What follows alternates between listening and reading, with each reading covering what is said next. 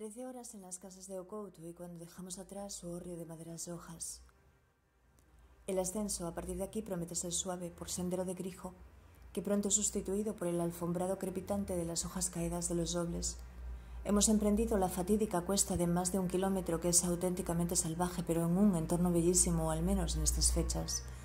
y con la suficiente sombra para que no sientas que te mata. Nosotros, de cualquier modo, no llevamos ninguna prisa, mientras hablamos de Ricardo III y la relación de Leibniz con Krippe, o como ahora de Vico, que fue uno de los grandes teóricos del mito y que decía que hay verdad de hecho y verdad de idea,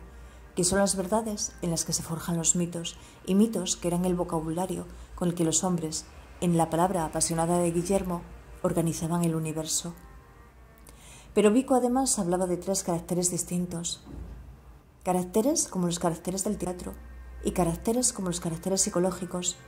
siendo los últimos caracteres los caracteres con los cuales uno escribe y que son los caracteres en que está escrita la cultura, los caracteres míticos, y de tal modo que hay o suele haber el héroe o la heroína verdadera, que es el ser humano que existe en la realidad, y hay el verdadero héroe o la verdadera heroína,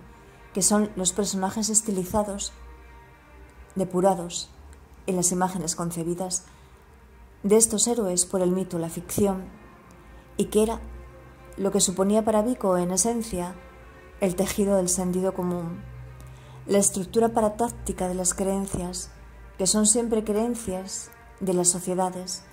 y que en último término significan o la infracción o el exilio, porque nos son impuestos como sentido común, y que según Guillermo defienden figuras como el geógrafo e historiador Estrabón, figuras y personalidades de inmenso prestigio que afirman que hay que captar la atención de los niños mediante la fantasía, ya que de este modo, cautivándolos, y porque a todos nos atrae la fantasía, se puede conseguir de ellos lo mejor y lo peor, introducir en sus mentes cualquier idea que se juzgue importante para su construcción, ya que, como dijo Sartre y mi paisano, el ser humano siempre es lo que hace con lo que antes hicieron de él. Y de ese modo se infiltró también en la mente de las personas que igual que hay héroe, hay villano, que hay un tipo humano que es un villano,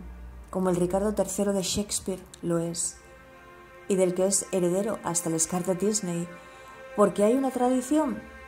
y erigir un mito es eso, confundir como Shakespeare actúa el personaje legendario con el personaje literario, y armar, como Guillermo dice que Vico lo llamaba, el vocabulario mental de las cosas humanas que se instala en el sentido común y con el cual tenemos que actuar, porque ni podemos escapar a la idea de que hay héroe, ni escapar a la idea de que hay persona o de que hay un yo, y todo está confabulado de esa manera, las situaciones, las entidades, las relaciones, y eso refiere a un sistema muy semejante al de las matemáticas, porque tampoco las entidades matemáticas existen en el mundo real como le sucede al triángulo o al número 1. El triángulo como entidad geométrica no se puede dibujar y estrictamente ni siquiera se podría trazar con rayos de luz. Y el propio concepto de uno se vuelve inmanejable. El problema de la entidad se vuelve muy difícil de manejar. Y ahora los físicos incluso dicen que no se debe hablar del principio de incertidumbre, sino de un principio de indeterminación. La cuesta, que no debe ser llamada del sapo, porque no se sabe por qué la cuesta del sapo se le llama así, que es lo que asegura la dueña del bar asestoso en Alastra, porque no lo es, tarda en superarse lo que uno decida, o en este caso 2, que éramos, los que afrontábamos ese inmisericorde kilómetro. Pero nosotros, que nos la hemos tomado con toda la calma del mundo, porque se sube con la lengua afuera, la hemos superado en unos 40 minutos, y dando alcance a la carretera, que pocas veces se alegra uno tanto de ver como entonces, y mientras que ahora nos encontramos descansando confortablemente en este sillón de cuero pálido, pero ¿y Leibniz? ¿Y los mundos posibles? Porque Leibniz se planteaba también el problema de las verdades lógicas frente a las verdades de observación. Y de lo que Leibniz habla es de un mundo real sujeto a unas leyes particulares que son las de la lógica, pero otro mundo que no sea el mundo real. Y cuando se dice mundo no hay por qué pensar en otro planeta, Si tiene unas leyes lógicas semejantes a las nuestras, se podría decir que es un mundo lógicamente alternativo al nuestro y que será a lo que los lógicos posteriores denominen una relación de accesibilidad. Y en este caso, como me explica Guillermo, de accesibilidad lógica entre mundos.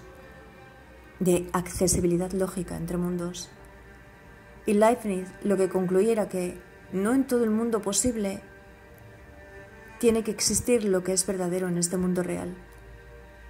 Y nos sirve de algún modo el ejemplo de este bar, porque tú, en cuantos bares del camino que has entrado, habrás podido ver como en casa Sestoso un calendario con una tía en bolas, como diría Carmen, y además galletas, latas, espagueti, botellas, colorante alimentario, desodorante y hasta una tarta de Santiago.